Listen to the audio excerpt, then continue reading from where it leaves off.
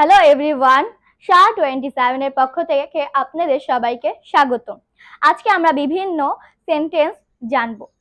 যেমন আমরা বলতে পারি কোনো সেন্টেন্সের পক্ষে সর্বপ্রথম থাকে সাবজেক্ট, সবার লাস্টে থাকে অবজেক্ট এবং ভিতরে বিভিন্ন ভার্ব থাকে এবং বিভিন্ন ওয়ার্ড থাকে।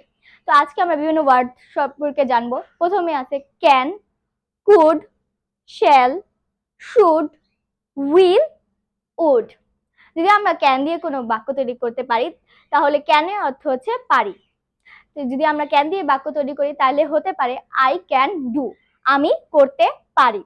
কুড দিয়ে যদি আমরা কোনো বাক্য তৈরি করি, কুডের অর্থ হচ্ছে পারতাম, তাহলে আমরা কুড দিয়ে বাক্য তৈরি করলে বলবো আই কুড লার্ন, আমি শেখাতে পারতাম। শল দিয়ে যদি আমরা কোনো বাক্য তৈরি করি তাহলে শলের অর্থ হচ্ছে পারবো, তাহলে আমরা বলতে পারি আই শল টিচ, আমি শেখাতে পারবো। শুড দিয়ে যদি আমরা কোনো বাক্য তৈরি করি তাহলে আই শুড লার্ন, আমার শেখা উচিত। উইল দিয়ে যদি আমরা কোনো বাক্য তৈরি করি তাহলে উইলের অর্থ হচ্ছে পারবো, তাহলে আমরা বলতে পারি আই উইল কুক, আমি রান্না করতে পারবো। উড দিয়ে যদি আমরা কোনো বাক্য তৈরি করতে পারি তাহলে উড হচ্ছে আমাদের ভবিষ্যতের পারতাম বা করতাম।